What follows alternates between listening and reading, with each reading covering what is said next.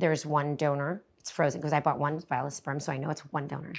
And I saw them. Actually, I saw the creation in the lab in the petri dish. So, and then they joke, "Oh, so we're test tube babies." I'm like, "Yeah, you're more than that." But we're non-organic.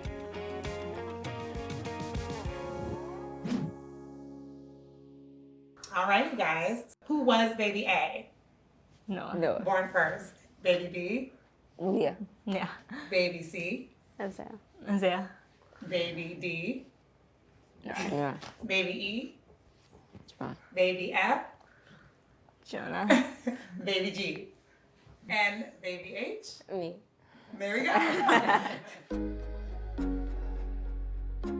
When it comes to the dad questions, how did you broach that with them? I'm honest. I'm very transparent with everyone. And I'm just that they come from an anonymous frozen donor. And I bought one. It was one dad. I'm very mixed, my ethnicities. And so the more diverse and ethnic you are, the more of the, phenotype variations manifest. So yeah, so was one donor and for the 8, and they all ended up so diverse because I'm very mixed. And with my older 6, it's one donor as well. The topic of my biological father has come up. He's a donor, so we can't meet him because he's anonymous. Why did you sit down with Smith? I was the sperm donor. We delve into a lot of the details of the donors and how they feel and their experiences in the show. And it's not a reality show. There's a differentiation between a reality show and a documentary. It's a documentary. So our lives are so multifaceted. There's so many different layers that they had to break it in 6 parts. So it's a documentary broken in 6 parts. Whereas a reality show is ongoing, day in, day out. I've actually want to address the truth. I've said no, we've never done a reality show. There's misconceptions out there.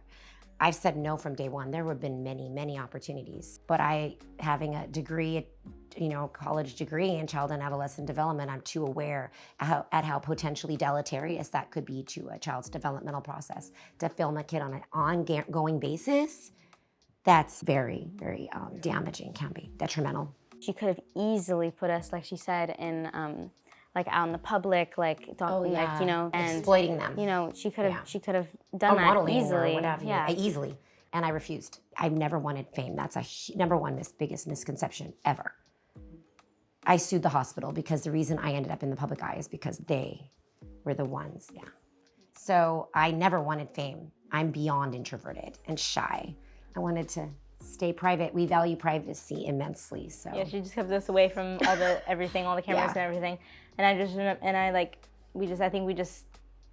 know. Your kids. We were never around cameras ever until until now. But yeah, I think all of us should want everyone to know the real story instead of the fake one that the media made. And we want to tell them what really happened, and that's why we're doing this. It's obviously a lot more difficult for our mom. I don't know how hard it's been for her all these years, but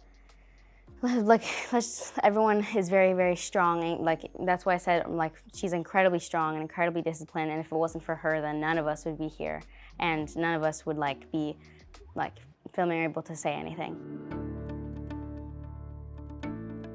I was married on paper, and I only tried to pacify my very old-fashioned Middle Eastern family on my dad's side, where some of the marriages are still prearranged. That's how old-fashioned. It certainly didn't work. So then I had to talk with my dad and say, this isn't who I am, I'm different. And he eventually accepted it. I've never dated. I had a relationship, and I was very upfront with him and said, I'm really only interested in having a child. And wonderful guy, very nice, funny, great guy. And he had feelings, but I didn't really reciprocate them. But I was open with him. I was never, hiding the fact that I just wanted a child. And he tried to help me. He was helping me. It didn't work out. I was diagnosed with endometriosis. So I went through infertility for about 5+ years. And Elijah, my first, was a miracle. He was an absolute, blessing. So I worked hard to overcome the infertility. So once I finally was pregnant, I did not like any pregnancy, never liked pregnancies, but having the child and raising my children, my babies, that made up for all of the pregnancy, which was not very fun. With Elijah, then Amira, and then Josh, and then Aiden, and then the twins, I kept going to school. So I was also raising them on campus with me. And I was earning my bachelor's degree while taking 18 units in school and taking care of all my kids. I wasn't like the media portrayed. There was this false narrative they spun and said I'm this, unemployed welfare recipient. It was not the case at all. I was on disability, and the details, I all address every single detail about my finances and about what I did to survive. Finally, 2013, I was able to just escape the false life and all of the toxic influences that enshrouded my family and I, and take us back to my hometown, went back to my old profession. Yes, I went back to work. Started working again as a counselor in 2013 until 18. So I did work relentlessly. Yeah, it was nonstop machine. Yeah, I had to. I had no choice.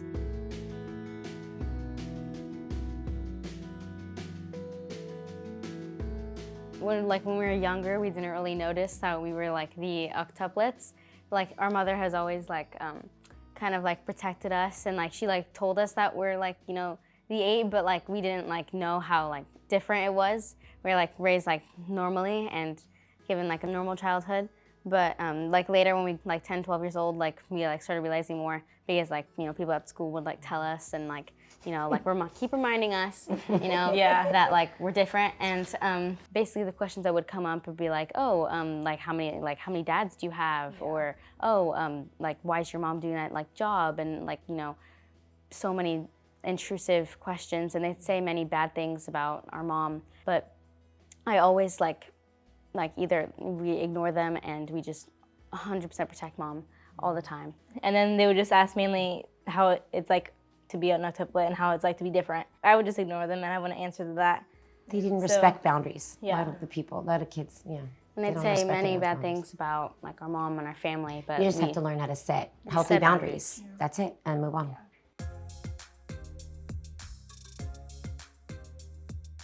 They have a virtual school. It's a charter school. There's far more benefits than cons because of today's times. You share how it's like in high school, and nowadays it's just very toxic. A lot of toxic influences there. And even when we're in one of the best school districts, doesn't matter. And it's not necessarily the safest, and I'm very protective.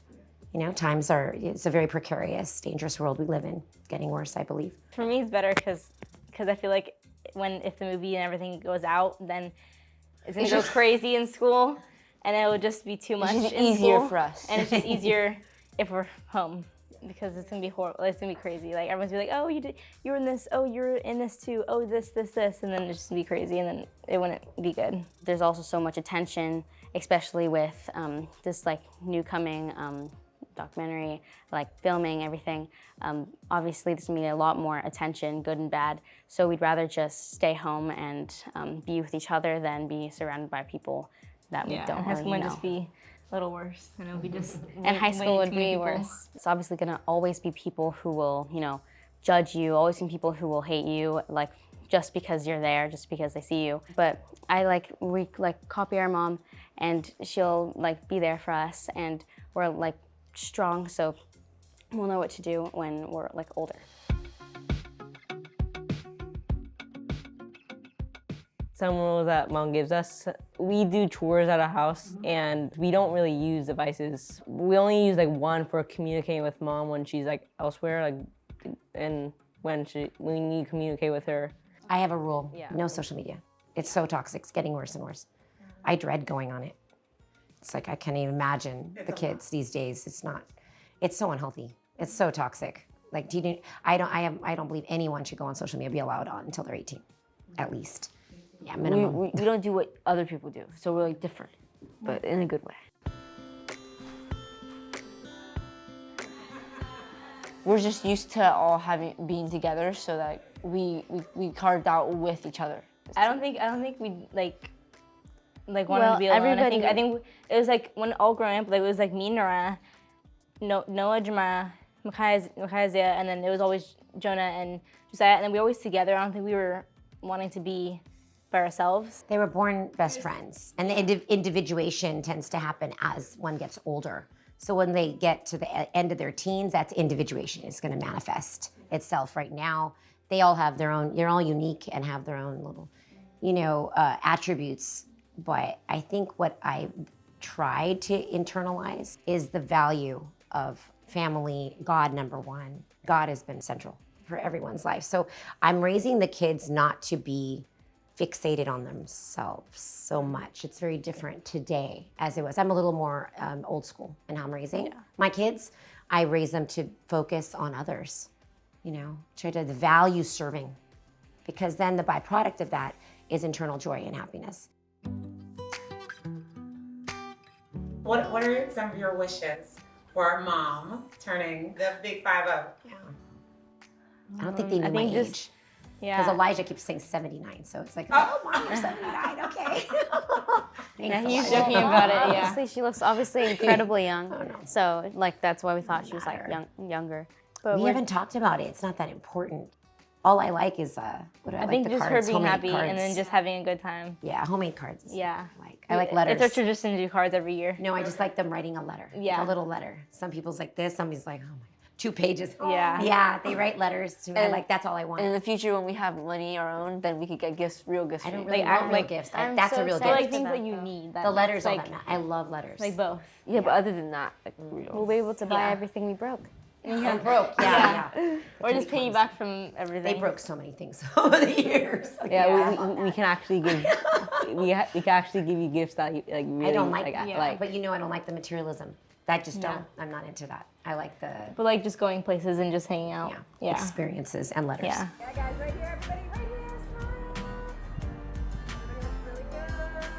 What are you guys looking forward to at 18, the next big milestone? Probably some of the kids might be driving. to drive. Like, driving, yeah. Drive? Yes. Some of the boys, yeah. And maybe like have a job or something. I'm excited to be able to make money so we could obviously help Mom. Like, I don't know if all 8, but like probably like 6 or 7, probably 6, like kids having a job, and that will be like twice the money, I hope.